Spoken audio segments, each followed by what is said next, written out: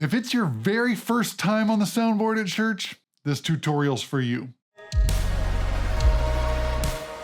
Hey, if you're new here, my name's James and I help church sound techs and worship leaders eliminate the mystery and frustration of sound at church. So if that's you found the right place. Go ahead and hit that subscribe button and welcome to the club of sound ninjas. In today's tutorial, I'm going to walk you through what to do when it's your very first time touching the soundboard, because it can be a little bit overwhelming and you don't want people to stare at you. So how do you go about doing it, and what things do you need to know to avoid getting people looking over their shoulder at you and causing a sound tech solo? Before you walk up to the soundboard, you need to know what it should sound like and how loud it should be in your room for your church. This is one of the biggest points of confusion and frustration when you're first starting is, how loud do I put it? It's really clear when you're not the sound person how loud it should be, or when it's out of whack. But as soon as you're behind the soundboard, all of that goes out the window and it can be tough to remember. So give yourself some grace. Know that you're not going to be perfect right away, but I'll give you some pointers and some things that you can do to help get it dialed in a lot faster. After you have a good mental picture of how loud it should be, the next thing I want you to do is listen to music in your room over your sound system. So if you can get playback going of any song off Spotify or Apple Music, or if you're old school, you've got a CD or a tape deck, play that music over your sound system so that you can hear just what it should be like. This will give you a better idea of how loud is too loud before you have control of individual faders. When I was just starting to learn how to play guitar, I would make the shape of the chord that I thought I was trying to play, and I would play it, but I didn't really know what it should sound like, so I wasn't sure if I was getting it right. It's the same thing with running sound. You have to have a clear idea of what it should sound like before you push up the controls on the faders. So as you're listening to music, identify the different instruments that you're hearing and think about their level relationship with one another. We'll talk about this more in just a little bit, but I want to get you started on actually listening to music critically so that you can have an idea of, this is how the piano should sound with the guitars, right? We're thinking about the relationships, not just the overall level, like this is loud and this is quiet. After you've played some music and verified that your speakers are actually working, so you don't push up the faders and wonder why there's no sound if your speakers are off, let's go over to the soundboard so that I can show you how to narrow down what your targets are and make it a little bit easier for you, and give you a few more pointers of how to not get people to stare at you and embarrass yourself. Hopefully your soundboard is well labeled and somebody can show you around just a little bit. But before you even get there, I'm going to give you some tricks so that when you go to push up the faders the first time, you'll have a lot more confidence and you'll know kind of where the edges are on what's right and wrong, or best, essentially. So the first thing you need to find is the master fader. This is going to control everything on the output of the console. So if this is down or muted, nothing is going to come out. So you want to set this up so that it's set at about 0 or unity gain. We're basically not wanting to add or subtract anything from this one. We want all of our level changes to come from here on the main faders. When it's time to push something up, I want you to think about bracketing where the fader can be. I think bracketing is a photography term, but I adapted it for this. And we want to find the spot where it's too loud, and we want to find the spot where it's too quiet, and then we know where our little zone is for what's an acceptable place for this fader. So if I turn up the keyboard, this is still too quiet. I'm going to keep pushing it up just a little bit.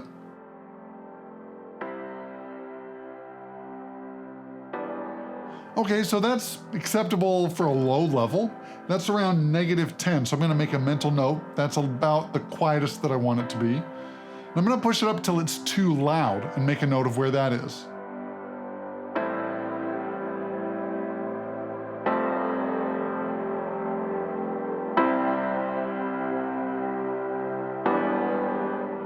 So right above 0 is a little bit too much, so that I know that the window for where this fader could live comfortably for this input is between -10 and just above 0. So what this means is now instead of having the entire fader travel, where that could be an okay spot for it. I know that my target window is much smaller now. It's kind of the old sniper saying, aim small, miss small. Well, if you have a smaller target for where you can put that fader and you know where it is based on what you're hearing, you're gonna have an easier time getting things up and kind of in the acceptable level. The other thing this does is it helps you establish that it could be out in front in some parts of the song, and it could be tucked back in other parts of the song. So you're really being mindful of there's a range where this fader can sit. It's not just one particular spot and that's it. Another thing I want you to notice is that I move the faders very slowly and deliberately. So big jerky movements don't really sound good and they draw attention to yourself. And that's not our goal with running sound.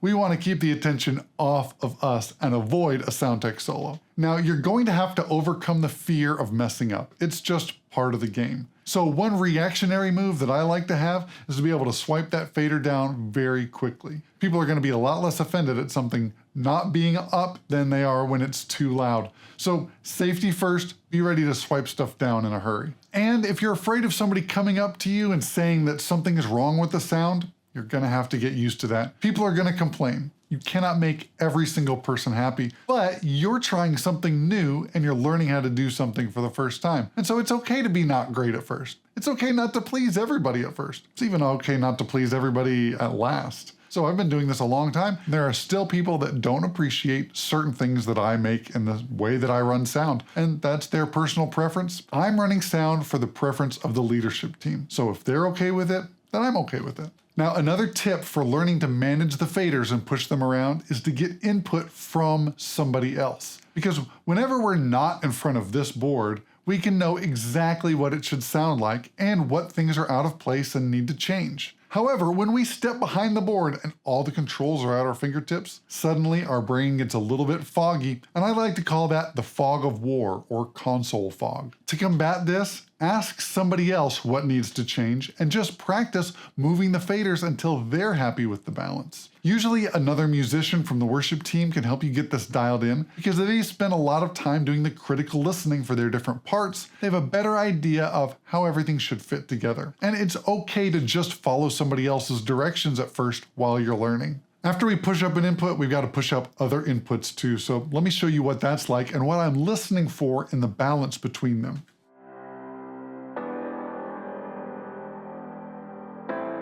So I've got this between 0 and -10 at -5. It's a good happy medium. I knew that would be the case because I made my brackets ahead of time.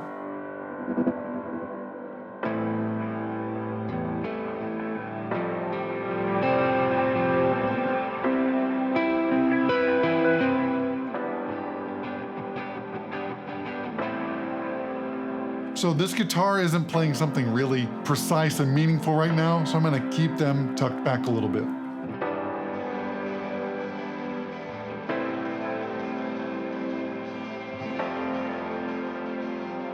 This guitar is being a little bit more intentional with their part right now, so I can balance that with the piano and have it kind of play off one another.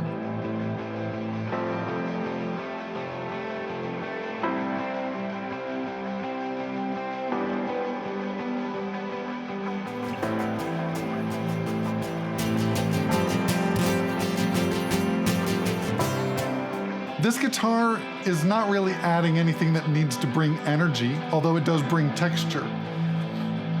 So I can push this up to add a little bit of rhythmic texture, but it doesn't need to be out in front. Acoustic guitar sounds great when things are quiet. They don't sound great on top of the mix when things are loud.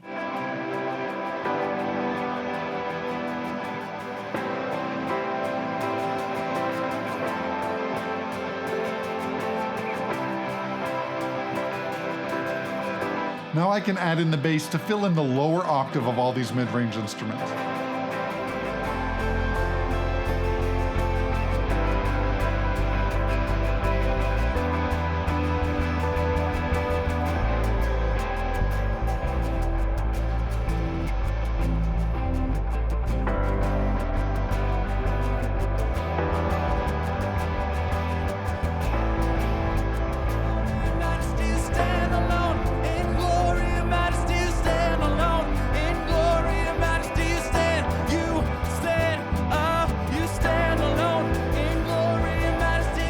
The vocal is the most important thing, so if something's getting in the way of the vocal, pull it down as opposed to making the vocal too loud for everybody. In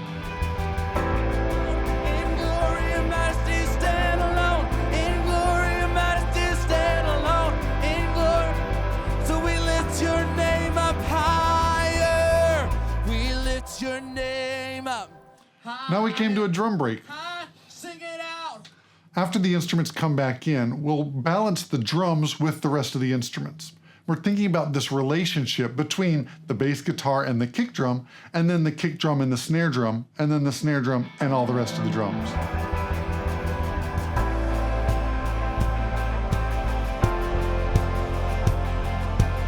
We found the spot where it's too loud. And we found the spot where it's too quiet. So we're going to go in between there.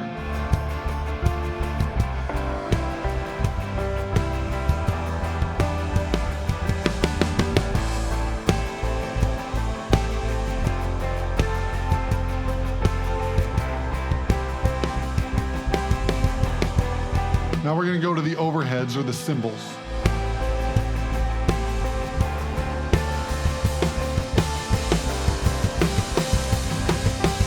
These are also easy to make too loud, so we got to be careful with those.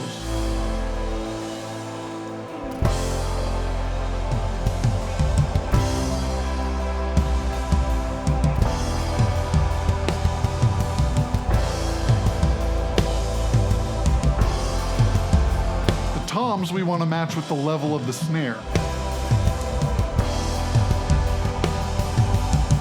And again, we're going to check our lead vocal to make sure that it's still out in front and nothing is really covering it up.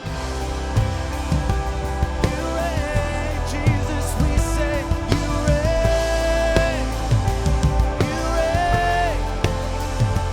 You reign.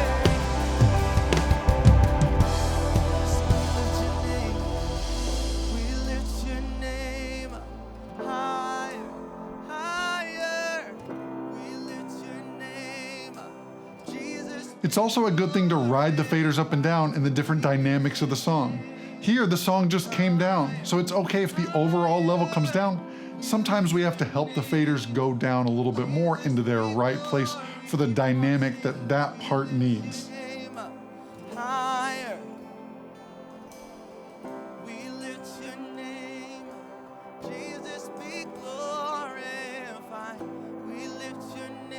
Now, one thing that you'll have to learn to keep yourself out of a pinch is to avoid ratcheting. What I mean by that is you push up one fader till it's loud enough, and then you push up something else, and then you push up something else till it's the loudest thing, and then you push up another thing until it's the loudest thing and you can hear that. Then you've buried the very first thing that you turned up. So to avoid that, I recommend that you turn it up till you can hear it and then pull it back just a little bit. And as you do that with all your different inputs, you can hear what they're doing and then make it about the same level or a comparable level to the other things in your mix. Not everything has to be out in front. Remember, sound is all about balance, not just amplification. If it was just amplification, we'd have one knob and we'd crank everything up, right? But no, we have all the different faders so that we can balance the level between all the different inputs. Now, remember at the beginning of this video, I told you that critical listening and listening to tracks in your room that are similar to the arrangement that your worship team is going to play, it's going to help you get an idea or a mental image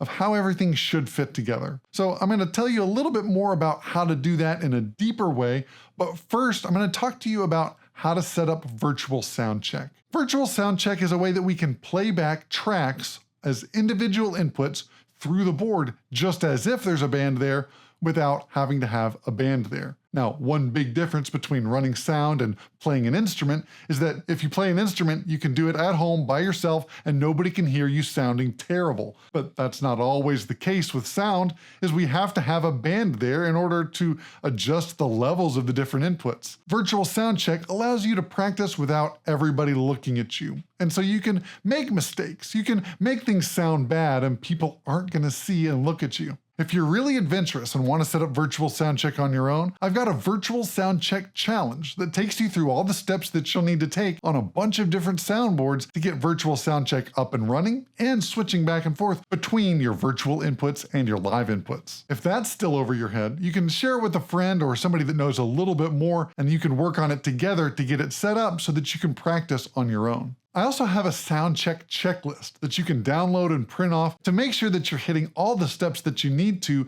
make sure that your rehearsal or your service goes great. You can find links to both the virtual sound check challenge and the sound check checklist down in the description below. Now let's go on to developing your critical listening skills. Now, listening to music can be enjoyable, and it should continue to be enjoyable. So I'm just gonna warn you ahead of time, as you start listening critically to music, don't forget to enjoy the music. You've got to enjoy what it's there for. But we can also learn a whole lot from listening to music critically. And again, this is a social sport. You need to listen with other people to hear what they point out as well. Because even as somebody that's been in pro audio for over 20 years, I still gain more insight from listening to other musicians, other pro audio people, and what they hear in a piece of music when we listen to it together. So in your worship space, play back some music that your worship team is likely to play and start listening first for the primary instrument. What I mean by primary instrument is if somebody was going to play that song without any additional band members,